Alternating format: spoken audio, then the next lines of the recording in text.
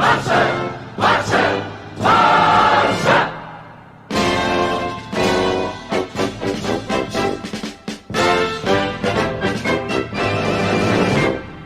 guys, welcome to Lagers United. Welcome to another video, and today it's time to talk about Valencia, about Barcelona, and this is, I don't know how to structure this video because I was going to do different things, but as you guys may know or may not know, if you don't know, here's the news I guess. Marcelino Garcia Toral has been let go of. He's been sacked by Valencia today. And it is very surreal. It is very surreal news. When I saw it, I was shocked. I was not shocked about what happened to Javi Gracia at Watford, because Javi Gracia are a club that have been known to pull the trigger managers very easily.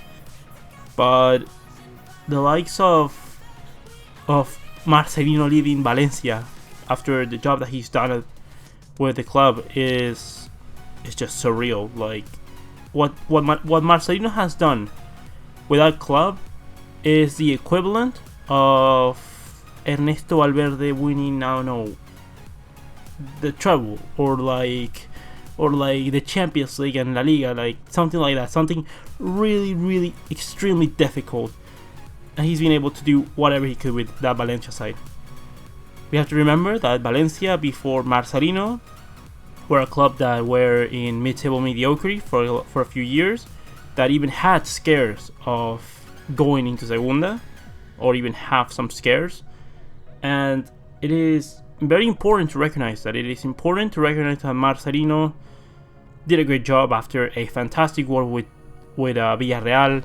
He was a fantastic manager, and I think that it was the right appointment at the time for Valencia. A manager that knows La Liga, that knows how to coach a team properly, and he did a pretty good team with what he had to work on. Valencia have good players, but he was able to get the best out of the system with those players that he had. He reconverted Daniel Vaz from a midfielder to a right back and did fairly well in that position. He got the best out of Rodrigo Moreno, Gonzalo Guedes. He showed that he was able to get the best out of Gonzalo Guedes. He's just been able to do something really good with that squad, which is compete for 3 competitions. He competed at the end of last season for a top 4 spot after starting really badly, and I believe that he was unlucky to have to fight for that top 4 spot for so much time, because I don't know the stat right now off the top of my head, but I believe in like the first half of the match days he tied more than half of the games or something like that, which is ridiculous. Some of the results could have gone his way, and that could have been a lot more points for Valencia going forward. I think that it's a disgrace that Marcelino has been sacked.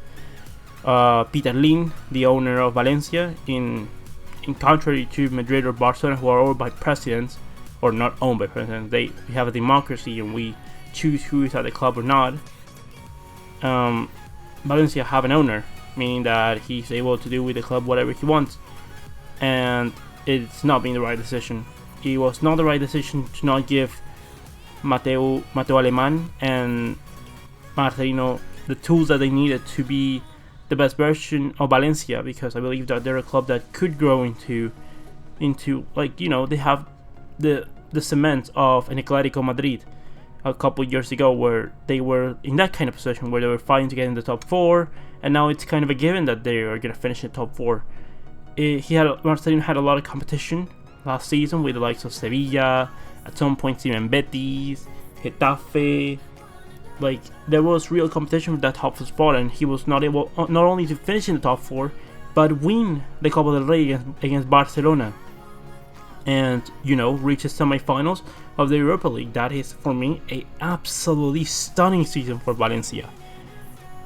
That you've gone ahead and hired the likes of Celadez, I believe it's Albert Celadez, the under 21 Spain coach, and for what I've seen of the under 21s, they're a good team. Like, they played from pretty decent football, but is that the right profile of player that I would have coached for Valencia? Not at all. He's more of a coach that I think Betis would have signed, that Celta Vigo, Villarreal even, like, these kind of sides try to play very, very possession heavy style football, very attacking football. Valencia are not at all like that, because Valencia with Marcelino have been playing a very defensive, like, counter-attacking football, which is being very effective.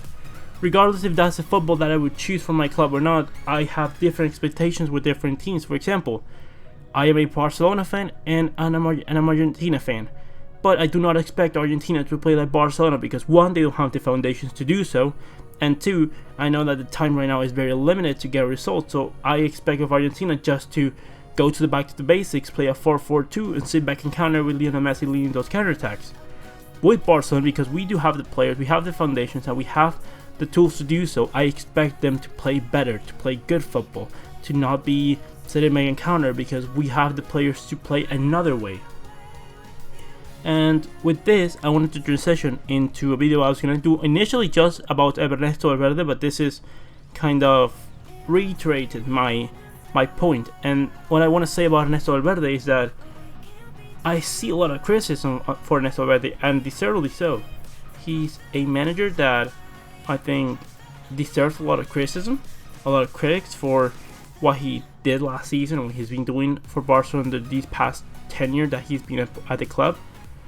But I believe that he doesn't deserve all the blame that he gets. Like, he gets scrutinized pretty much. Like, the feeling that I get out of at least Barcelona fans in social media is that he is the reason that we're not winning, and that if once we change to a better coach, that things will change. But in that sense, I don't think that's completely right. I think it's very unfair to be critical of Ernesto Valverde, because in that sense, because we have to remind ourselves that Barcelona actually played pretty decently in his first season. I think that without Coutinho and Dembélé, when he only had the options of Suarez and Messi going up top, and he did that 4-4-2. Okay, given it wasn't my favorite way of playing, but at least the team played with intensity. The team was doing the right things. It was going back to the 4-3-3, and I know that this was part of the board, because the board want to give the impression that we still do the Cruyffism and therefore go to a 4-3-3, because otherwise people are going to start getting angry at us. And I believe that he was his choice.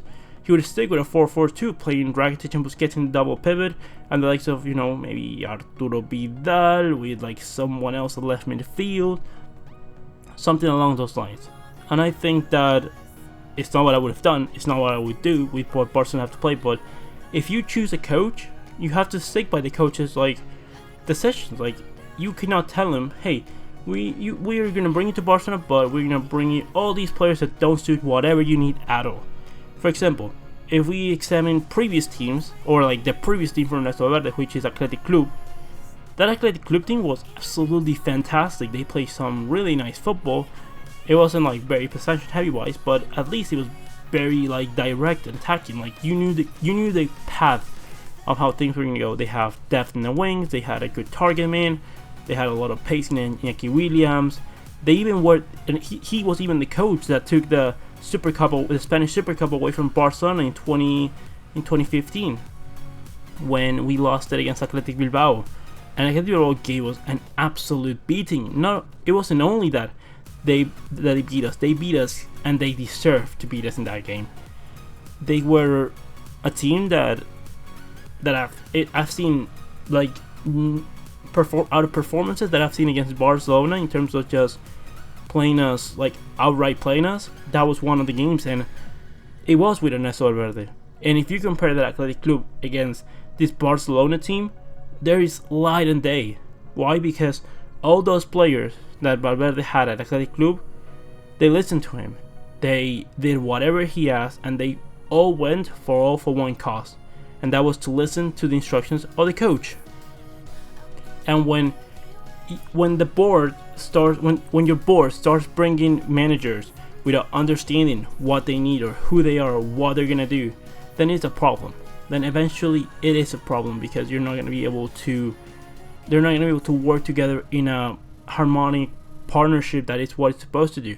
For example, if you bring in Jurgen Klopp to Barcelona and you start bringing the likes of De Jong, Arthur, like players like this, well, you are not understanding who Jurgen Klopp is, because those are not the kind of midfielders that he needs.